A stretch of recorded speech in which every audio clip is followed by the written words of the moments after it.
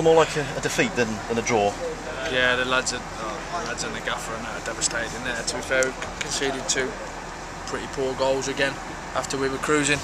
You know, we were cruising today. Played, I don't know, 70 minutes of the game exceptionally well, in control, and then just hit the self-destruct button again as we keep doing. And it can't happen. We've got 4 games left now, and we've probably got to win all 4 to have a chance. So we've made it very difficult for ourselves. Yeah. What happened then, Mark, at the back there inside the final 12 minutes? There's no communication. No one's talking. No one's saying who's got who, and that's a big part of the game. If you can't do that, you shouldn't be playing this level. Because you played so well in that game, and you seemed to be in control in all departments. Yeah, we were. But it was coming second half. You could see that they were growing into the game. They brought a couple of fresh legs on, and the lads that come on looked like they had something to prove, and they've stepped it up a gear, and we haven't stepped it up that gear with them, and it's cost us.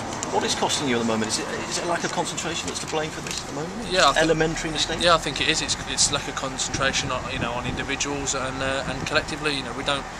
Sometimes we don't talk as much as we should, and sometimes players talk. Sometimes players don't. And you can try and coach it, but it's not something that you can build into someone's personality really through a good talk on the pitch. Yeah, you mentioned 4 huge games, which they are now. Do you think you will have to win all of those? Yeah, we've got to, because if we slip up, it's that close now that people can overtake us. So yeah, we have got to win those games, and if we don't, then someone's probably going to catch us. How are you going to feel if you miss out though, Mark? I mean, you'll probably look back on days like this as costly, won't you, to start? There's been a few now. We were just talking about some games where we've thrown points away, and it's happened too many times. We've got to learn from it. There's a lot of young lads in the side, but there's also a lot of experience in there, and things like that shouldn't happen. What's the manager said to you after the game? He's called us every name under the sun. He's not happy with us, to be fair, and rightly so. We've not stuck to the task. We were 2-0 up cruising. We've not stuck in there like men and saw the result out. Just tell us what's needed, because you were at Oxford last season and you know what it takes to get to the playoff final and to get through there. What is needed now over these next 4 games, mentally as much as anything else? Bottle. You've got to be able to walk, step across the line and be prepared to go and still get the ball. Still receive the ball under pressure sometimes. You can't be nervous.